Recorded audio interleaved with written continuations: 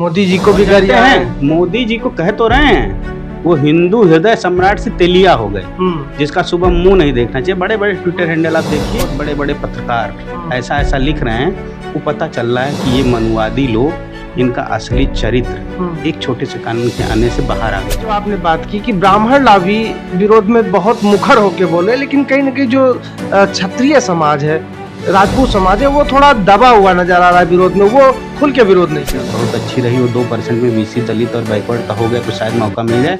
98% में फिलहाल अभी नहीं मिला, मुझे जो लगता है। उतने मौके मिलने से ही क्या हो गया, हिंदू राष्ट्र एकदम रेत की तरह भरभरा के गिर गया। अब क्या गया, ओबीसी बनाम सवर्ण। साथियों नमस्कार। उत्तर प्रदेश में इस समय सबसे ज्यादा चर्चा शंकराचार्य की थी, अब उससे ज्यादा चर्चा यूजीसी मामले की है, यूजीसी कानून की है। बातचीत करेंगे, हमारे साथ यादव सेना के राष्ट्रीय अध्यक्ष शिव कुमार यादव जी हैं। लगातार जिस तरीके से सवर्णों द्वारा विरोध किया जा रहा है यूजीसी कानून का, उसको लेकर ये क्या सोचते हैं, इनकी राय जानने का प्रयास करते हैं। सर बहुत बहुत स्वागत है। धन्यवाद आपका। सर ये जो मामला है, जो यूजीसी का एक गाइडलाइंस आया कि इस पे कानून बनाया जाए और कमेटी गठित की जाए, जिसका उद्देश्य ये बताया जा रहा है कि पिछड़ों दलितों के साथ होने वाले भेदभाव को खत्म करने के लिए।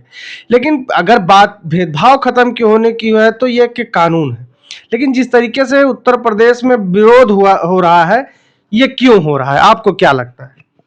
देखिए, विरोध कौन कर रहा है?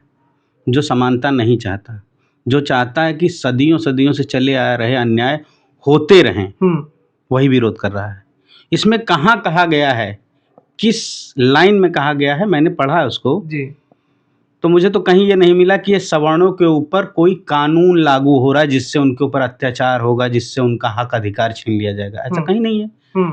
लेकिन बड़े बड़े ट्विटर हैंडल से बड़े बड़े तथाकथित पत्रकार वीडियो बना रहे हैं, रील बना रहे हैं कि अगर सवर्ण की लड़की ने ओबीसी और दलित के लड़के को शादी करने से मना कर दिया तो वो यूजीसी के तहत चला जाएगा, ये हो जाएगा, उसको जेल हो जाएगी, उसको मानना पड़ेगा। ये बरगला रहे हैं, ये अपनी बहन बेटियों को ला रहे हैं। इनकी मानसिकता ऐसी है, ऐसे लोगों की। ये अंग्रेजों के ज़माने हो चाहे मुगलों के ज़माने हो, बहन बेटियां लाते रहे, फिर बहन बेटी ला रहे हैं। इन धूर्तों से आप कैसे निपट पाएंगे?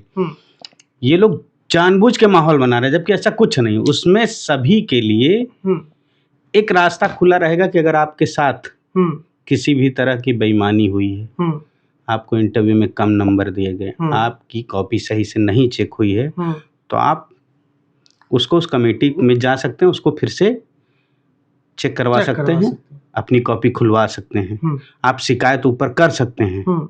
लेकिन ये तो नहीं कहीं लिखा गया है कि ओबीसी ने अगर विरोध कर दिया तो सवर्ण जेल चला जाएगा या सवर्ण को वहां से निकाल बाहर फेंक दिया जाएगा, ऐसा कहीं नहीं लिखा गया है। उस कमेटी का चीफ मालूम कौन होगा?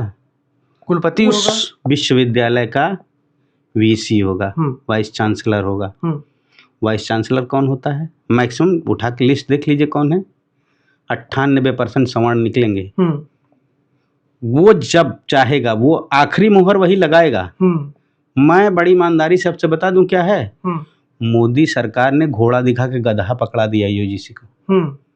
उन्होंने दिखाया तो घोड़ा है, लेकिन वो घोड़े की बजाय वो गधा पकड़ा दिया गया है। ये कैसे? ओबीसी वाले सोच रहे हैं चढ़ के एकदम दौड़ेंगे, तुरंत एकदम जीत जाएंगे, ये हो जाएगा, वो हो जाएगा, ये दिखाया जा रहा है। ये सवर्ण द्वारा जी हो हल्ला हो रहा है कि तुमको घोड़ा दे दिया गया, असल में गधा दिया गया है।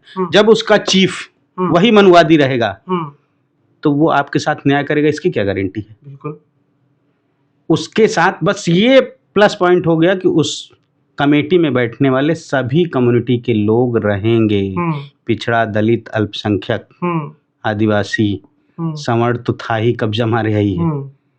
लेकिन सिर्फ इतने कहने मात्र से कि कल को तो विरोध होने लगेगा, जो हम चोरियां कर रहे हैं, जो लेटरल एंट्री हो रही है, जो एनएफएस ये लोग कर दे रहे थे, वो नहीं कर पाएंगे। कोई तो आवाज उठाएगा, इतना जमीर तो जिंदा होगा जो पैनल में ओबीसी बैठेगा, ओबीसी के लिए बात करेगा। इनको इस बात से ही डर है।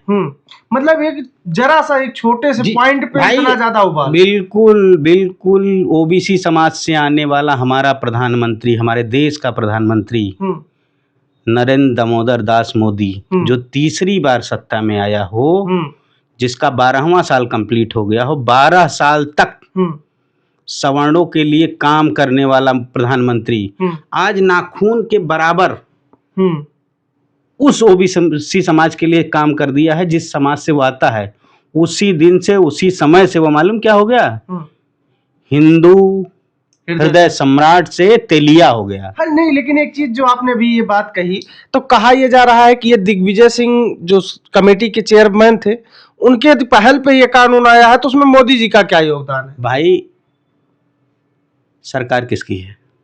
भारतीय जनता मोदी जी या भारतीय जनता पार्टी के लोग या सत्ता में बैठे लोग नहीं रखते तो कमेटी में दिग्विजय सिंह आ जाते? ठीक है, दिग्विजय सिंह ने अगर रखा है, इस बात को रखा है, वो चीफ थे इसके, इस कमेटी के, तो उसमें अन्य भी संवर्ण रहे होंगे। उन लोगों ने विरोध क्यों नहीं किया? क्योंकि उनको पता है कि यूजीसी का ये कानून जो पकड़ाया गया है ना, ये दिखाया गया घोड़ा पकड़ाया गया गधा है। बहुत लाभ होने वाला नहीं हम लोगों को, बस हमको एक राहत मिल गई है कि हम शिकायत कर सकते हैं। अब तक तो हम बोल नहीं पाते थे, बोलने का एक मौका मिल गया है।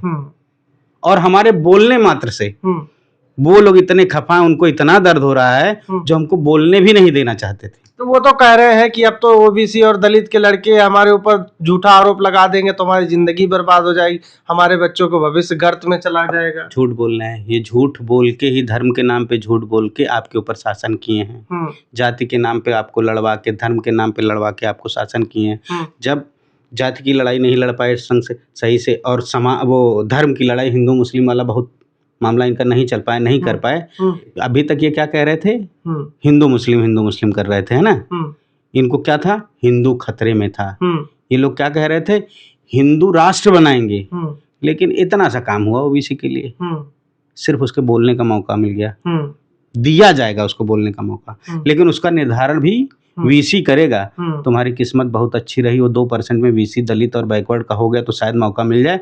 98% में फिलहाल अभी नहीं मिलना है, मुझे जो लगता है। तो उतने मौके मिलने से ही क्या हो गया, हिंदू राष्ट्र एकदम रेत की तरह भरभरा के गिर गया। अब क्या आ गया, ओबीसी बनाम सवर्ण। मोदी जी को भी गरिया है, मोदी जी को कह तो रहे हैं, वो हिंदू हृदय सम्राट से तेलिया हो गए, जिसका सुबह मुंह नहीं देखना चाहिए। बड़े बड़े ट्विटर हैंडल आप देखिए, बहुत बड़े बड़े पत्रकार ऐसा ऐसा लिख रहे हैं, वो पता चल रहा है कि ये मनुवादी लोग, इनका असली चरित्र एक छोटे से कानून के आने से बाहर आ गया। ये आपको जूते की नोक पे रखना चाहते थे, जूते के नीचे दबा के रखना चाहते थे। वो इनको लग रहा कि वो थोड़ा बहुत डगमगा रहा है, अब ये जवाब दे देंगे, तुम मेरे ऊपर जूता क्यों रख रहे हो, तुम मुझे दबाने की कोशिश क्यों कर रहे हो, तुमने इंटरव्यू में नंबर क्यों दिया। अगर सवाल सेम पूछा गया पंडित जी से और यादव जी से, चमार से, तो इन तीनों को बराबर नंबर क्यों नहीं मिले, ब्राह्मण को प्रियोरिटी क्यों दी गई, सवर्ण को प्रियोरिटी क्यों दी गई, ये सवाल ना हो। ये सवाल इनके लिए दर्द बना हुआ है। लेकिन एक चीज देखा जा रहा है कि इसमें जो आपने बात की कि ब्राह्मण लाभी विरोध में बहुत मुखर होके बोले, लेकिन कहीं ना कहीं जो क्षत्रिय समाज है, राजपूत समाज है, वो थोड़ा दबा हुआ नजर आ रहा है विरोध में, वो खुल के विरोध नहीं कर रहा है। ये देखिए, मैं आपको कह रहा हूं ना कि ओबीसी, दलित, सवर्ण, अल्पसंख्यक, सबको अगर सबका सर्वे किया जाए तो आज भी हायर एजुकेशन में, विश्वविद्यालयों में सबसे ज्यादा ब्राह्मण वीसी, एसोसिएट प्रोफेसर और प्रोफेसर है। ठीक, सबसे ज्यादा जुडिशरी में ब्राह्मण है, तो सबसे ज्यादा जो कब्जा मारा उसी को तो दर्द होगा कि हो सकता है हमारी 1-2% सीटें कम हो जाएं, या शुरुआत हो जाए इसी से, हम बेईमानी करते आ रहे हैं वो ना कर पाए। वर्चस्व और प्रभुत्व दोनों खत्म होने के डर है। इसमें तो सबके लिए बात कही गई है ना कि कोई भी कर सकता है, तो इसमें तो सवर्ण भी कर सकता है ना, खाली ओबीसी कर सकता है। और अगर आप संविधान जानते हैं, मंडल कमीशन पढ़े हैं, तो मंडल कमीशन की जो रिपोर्ट है उसमें कई जातियां, ठाकुरों की जो हैं, राजपूतों की जो जातियां हैं, इधर मध्य प्रदेश राजस्थान चले जाइए, या सवर्णों की ही जातियां, यहाँ गोसाई और गिरी बाभन जो हैं वो ओबीसी में आते हैं, उधर के ठाकुर आते हैं ओबीसी में आते हैं। तो उनकी शैक्षणिक और आर्थिक स्थिति देख के उनको मंडल कमीशन के थ्रू ओबीसी में लिया गया था। तो ये तो सबके लिए है, यहाँ कोई सवर्ण के लिए तो नहीं है। लेकिन ये मूर्खों का देश है, 140 करोड़, इसमें ओबीसी सबसे बड़ा मूर्ख है। उसको यही नहीं पता कि मेरी लड़ाई क्या है। इसमें बहुत से ओबीसी आपको मिलेंगे, बहुत से दलित मिलेंगे, कहेंगे मैं यूजीसी का विरोध कर रहा हूँ, इस नए कानून का। ठीक उसी तरह से जैसे मंडल कमीशन लागू हुआ था बीपी सिंह के सरकार में, तो सबसे ज्यादा विरोध करने वाला शुरुआती दौर में कौन था? ओबीसी, क्योंकि इसको पता ही नहीं था। 80% मैं दावे के साथ कह सकता हूँ, 80% ओबीसी समाज की जनसंख्या आज भी यूनिवर्सिटी का मुंह नहीं देखी होगी। किसी प्राइवेट कॉलेज या किसी कॉलेज अपने क्षेत्र के वहीं से पढ़ के ग्रेजुएशन का मतलब बीए करके बड़ा खुश होगा। किसी यूनिवर्सिटी का मुंह नहीं देखा होगा, और मात्र 10% देखा होगा तो किसका मालूम? सेंट्रल यूनिवर्सिटी का। स्टेट यूनिवर्सिटी को तो देख भी लिए होंगे लोग। दर्द यही है कि ये लोग वहीं पढ़ेंगे, वहीं अपनी बिरादरी के, अपने जनेऊ वाले के प्रोफेसर के नीचे ये लोग पीएचडी कर लेंगे, वहीं ये लोग धीरे से एडहॉक पे हो जाएंगे, फिर वहीं प्रोफेसर बन जाएंगे, फिर ये वहीं एचओडी बन जाएंगे। ये प्रक्रिया थोड़ी सी हो सकता है इसके आने से कम हो जाए, ये दर्द है और कोई दर्द नहीं इनको। सर, लगातार जिस तरीके का विरोध चल रहा है, मुखर होके समाज सवर्ण लाभी एक होके विरोध कर रही है, तो क्या लगता है कि सरकार कानून वापस ले सकती है? सरकार अगर कानून वापस ले लेगी तो मैंने कहा ना कि अगर फिर से ये सरकार सत्ता में आ जाती है ये कानून वापस लेने के बाद से, तो मैं मानूंगा कि 80% ओबीसी मूर्ख है, गधा है और इसी लायक है कि उसका शोषण होता रहे। अगर 10% लोग, जब ईडब्ल्यूएस आया सवर्णों के लिए, ये 10% जिनकी 10% संख्या है उनके हिसाब से 10% दे दिया गया था ना आरक्षण। एससी को उसके हिसाब से दे दिया गया, उसके जाति जनगणना के अनुसार। एसटी को दे दिया गया। ओबीसी 60% है, उसको देने में क्या दर्द है? बात करते हो हिंदू हिंदू भाई भाई, अरे बड़ा तगड़े से यात्रा निकाली गई, हिंदू हिंदू भाई भाई, जात पात की करो विदाई। आज वही हिंदू तुमसे अपना अधिकार मांग ले रहा है तो तब तुरंत वो ओबीसी हो गया, तुरंत वही चमार काची कुर्मी हो गया, तुम सवर्ण पंडित जी हो गए। तुम बताओगे नौवा है, नौवा काम बाल काटना है, अहिरा काम दूध दूना है, कुर्मी कोयरी काम है खेती करना, तुम निर्धारित करोगे। एक तरफ जब तुम्हारे ऊपर संविधान की चाबुक चलती है, लोग समझदारी की बात करते हैं, शिक्षा की चाबुक चलती है, तुम तुरंत डिफेंसिंग मोड में आते, कहते नहीं हमारे यहाँ तो वर्ण व्यवस्था थी कर्म के आधार पर। कर्म के आधार पर तो अनपढ़ बाभन क्यों पूजा करवाता है? क्यों ब्राह्मण है? क्यों उसको पंडित कहा जाता है? उसको शूद्र कहो ना, उसको चमार पासी कहो तो मैं जानूं। तो सवाल यहाँ पे ये उठ रहा है कि 85% आबादी अपने हक अधिकार की लड़ाई लड़ने के लिए एक नहीं हो पा रहा है, लेकिन वो संगठित होकर आप पे जुल्म, अत्याचार और भेदभाव करने का अधिकार के लिए लड़ाई लड़ रहे हैं। तो तभी तो मैं कह रहा हूँ कि ओबीसी 80% मूर्ख है।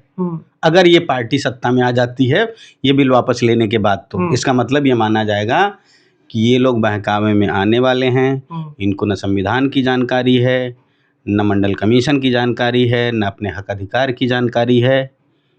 ये लोग 5 किलो अनाज में बिकने वाले हैं, ये 10,000 के लालच में बिकने वाले लोग हैं, तो इनका भला नहीं होना है। और इसकी दैनिक जिम्मेदारी ओबीसी राजनीति करने वाले, दलित राजनीति करने वाले नेताओं की है।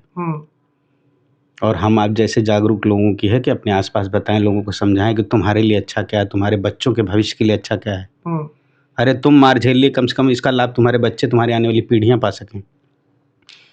ये कानून इतना ही नहीं, इसमें मैंडेटरी होना चाहिए कि इसका चीफ वीसी ना हो। उस यूनिवर्सिटी का वीसी तो नहीं होना चाहिए, नहीं तो वो अपने पद का, अपने प्रभाव का दबाव बना के उस पैनल में बैठे लोगों से जबरदस्ती भी करवा सकता है। अरे अभी आपने देखा होगा कोई शंकराचार्य जी के समर्थन में इस्तीफा दे रहा है, वो शंकराचार्य के समर्थन, कोई योगी आदित्यनाथ जी के आप अलंकार अग्निहोत्री की बात कर रहे हैं। उसका मनुवाद इस बिल के आने के बाद से बाहर आ गया है। पता चल गया वो कितना बड़ा मनुवादी, कितना बड़ा संघी, कितना बड़ा जातिवादी है। वो एसडीएम की कुर्सी, मजिस्ट्रेट की कुर्सी बैठने के लायक नहीं है। वो कभी न्याय नहीं कर सकता, वो न्यायिक चरित्र का आदमी नहीं है। उसको तो अगर ये इस्तीफा ना देता ना तो उसको मार के बाहर कर देना चाहिए, लात मार के। ऐसे लोगों को ऐसी कुर्सियों से जहां बैठ के न्याय किया जाता है वहां से लात मार के बाहर कर देना चाहिए था। वो शंकराचार्य का ड्रामा कर रहा है, उसको शंकराचार्य के ड्रामे से कोई मतलब नहीं है। 5 दिन 7 दिन 1 हफ्ते पहले से शंकराचार्य का ड्रामा चल रहा है। हिंदू हिंदू की लड़ाई चल रही है ना, कौन बड़ा शंकराचार्य कौन छोटा शंकराचार्य, ये सब चल रहा। कौन भाजपा के पक्ष में बोल रहा, कौन आरएसएस के पक्ष में बोल रहा है। उन शंकराचार्य से इसको कुछ कोई मतलब नहीं। 3 दिन में इसने इस्तीफा क्यों दिया? क्योंकि आज के ठीक 3 दिन पहले ये यूजीसी बिल आया, तब उसका जमीर जाग गया। उसने शंकराचार्य का भी सहारा लिया, धर्म का साथ, दोनों को जोड़ के कहा कि अब तो मैं बहुत आहत हूँ। और दूसरे की बात कर रहे हैं जिसकी, जो आजमगढ़ का रहने वाला है, वो विकलांग की फर्जी सर्टिफिकेट लगा के नौकरी कर रहा है। उसकी जांच आखिरी पे चल रही, एकदम लास्ट पे चल रही थी, कभी भी सबमिट हो सकती, उसकी नौकरी जा सकती थी, उसके खिलाफ जांच हो, उसके खिलाफ इंक्वायरी बैठ के उससे जितना उसने अभी तक सरकार का दोहन शोषण किया है, लाभ लिया है अपनी सैलरी के अकॉर्डिंग, उसकी रिकवरी हो सकती है। उससे बचने के लिए ड्रामा कर रहा था। उसका ड्रामा उसके सगे भाई ने बता दिया कि फर्जी सर्टिफिकेट पे नौकरी कर रहा था विकलांग की। तो ऐसे पता नहीं कितने धूर्त हैं, आप देखे होंगे। कोई ब्राह्मण एससी की सर्टिफिकेट पे नौकरी कर रहा, कोई ओबीसी पे नौकरी कर रहा है। अब चीजें धीरे धीरे सामने आने लगी। अरे शुक्र मनाइए कि मोबाइल आपके हाथ में आ गया, शुक्र मनाइए कि सोशल मीडिया आ गई, नहीं तो आपकी आवाज पता ही नहीं चलता। ये मीडिया दिखाती नहीं, ये बिल ऐसे आया गया हवा हो जाता। अरे पूरा एक जो एक कह लीजिए मेन स्ट्रीम मीडिया जो कभी मोदी के चरण चुम्बन करती थी, यूजीसी बिल आने के बाद देखा जा रहा है कि बुखारों के विरोध। मीडिया किसकी है? मीडिया किसकी है? अंजना ओम कश्यप को देख लीजिए, चित्रा त्रिपाठी को देख लीजिए, अपने आप को बड़का राष्ट्र कवि कहने वाला, और मुस्लिमों के मुशायरे में जाके साल ओढ़ के उनके चंदे के रुपया, उनके चढ़ावे उनसे मजबूत हुआ, दलितों पिछड़ों के चढ़ावे से मजबूत हुआ कुमार विश्वास। आज बड़ा वो आहत है, वो कह रहा रोआ उखाड़ लो, मैं सवर्ण हूँ। तो सोच लीजिए सवर्ण कितने घातक हैं इस देश के लिए। इनको कोई मतलब नहीं देश से, इतिहास उठा के देख ले, कोई मतलब नहीं देश से। इस देश में चाहे अंग्रेज आए हों, हूण आए हों, चाहे जो भी आक्रांत आए हो, मुगल आए हों, सबके मनसबदार यही थे। मनसबदार का मतलब जानते हैं? जो आज बताएं, हम राजा थे, हमारी घंटा तुम्हारी रियासतें थी, तुम वसूली करते थे, तुम वसूली एजेंट थे। जैसे आजकल छोटी छोटी फर्में बना के लोग काम करते हैं, बैंक की रिकवरी करते हैं ना, 1 का 3, वैसे ये रिकवरी एजेंट थे। जो दिल्ली में बैठा बादशाह रहता था ना, उसके रिकवरी एजेंट थे। वो 1 रुपए वसूलने कहता था किसानों से, मजदूरों से, देश की जनता से 5 रुपए वसूलते थे। ये वसूली एजेंट थे, कोई राजा वजा नहीं थे, मनसबदार थे। बता रहे मैंने रियासतें दे दी, कहाँ से लाए थे तुम रियासतें? इस देश के और लोगों के पास रियासतें क्यों नहीं मिली? उन्हीं को रियासतें मिली जिन्होंने गुलामी की, और जो लोग लड़े वो लोग शहीद हुए। अच्छा, ये जो जिस तरीका का विरोध अभी चल रहा है, 90 के दशक में जब मंडल कमीशन और मंडल आयोग को लागू करने की बात हुई थी, तब भी इसी तरीके का विरोध हुआ था। तो ये सवाल ये उठ रहा है कि जब कभी पिछड़ों, दलितों को हक अधिकार में जरा सा भी कुछ मिलता है तो एक लॉबी विरोध में खड़ी हो जाती है। तब इन्होंने नहीं, एक लॉबी कौन सी विरोध में खड़ी? सवर्ण लॉबी। सवर्ण लॉबी। तो ये कैसे कहते हैं हिंदू हिंदू भाई भाई, जात पात की करो बिताई? इनसे बड़ा जातिवादी कौन है? लेकिन सरकार तो उसी हिंदू के मुखड़े पे ही बना रहे हैं ना। सरकार बना रही है ना हिंदू के मुखड़े पे। सरकार ने मंदिर दे दिया, जाइए मंदिर में घंटा बजाइए, जाइए मंदिर की सीढ़ियाँ चूमिए, सफाई करिए मंदिर की, और भीख मांग के खाइए। आपने अगर वोट मंदिर के नाम पे दिया है, तो जो सत्ता पाने की लड़ाई लड़ रहे हैं, मुझे उनसे कोई गिला शिकवा नहीं है। मुझे गिला शिकवा है तो इस ओबीसी, दलित, अल्पसंख्यक, आदिवासी कम्युनिटी से है। क्यों? क्योंकि मंदिर जन्मजात आरक्षण है कुछ लोगों का, तुमको कुछ नहीं मिला है। तुम लाख मेहनत करके अपने गांव मंदिर बना लो, अपने मोहल्ले मंदिर बना लो, उसका पुजारी पंडित ही होगा। तुमको क्या मिला? तुमको जो भी मिला संविधान से मिला, तुमको जो भी मिला शिक्षा से मिला, तुमको जो भी मिला रोजगार से मिला। तो तुम सरकार शिक्षा, रोजगार और स्वास्थ्य की चुनो ना, या मंदिर बनाने की चुनोगे? मंदिर बनाने की चुनोगे तो मंदिर उन्होंने दे दिया, जाओ, फिर लड़ाई किस बात की? खुश रहो 5 किलो खुश रहो 5 किलो राशन में भी क्यों खुश रहना? जाओ भगवान की सेवा करो, मोह माया सब त्याग दो। एक अंधा धर्म गुरु है राम भद्राचार्य, उसको तो अनराचार्य कहना चाहिए। वो इसी प्रदेश में किसी कथा के दौरान सतीश महाना से, जो विधानसभा अध्यक्ष हैं, उनसे अपने चेले के लिए समीक्षा अधिकारी की नौकरी मांग रहा था। सोचिए, आपको मोह माया से दूर रहने की बात कहते हैं सब, और खुद मोह माया। उनको पता है कि असली सुख कहाँ है।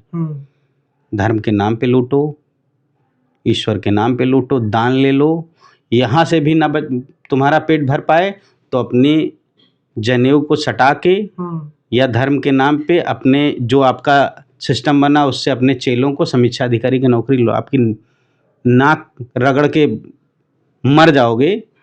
15-15 घंटे पढ़ोगे, 2 साल 4 साल समय दोगे, तब जाके सहायक समीक्षा अधिकारी की वैकेंसी निकाल पाओगे। और ये चुप्पे लैटरल इंटरेस्ट जिसको चाहेंगे उसको रख लेंगे। रखवा लिया होगा,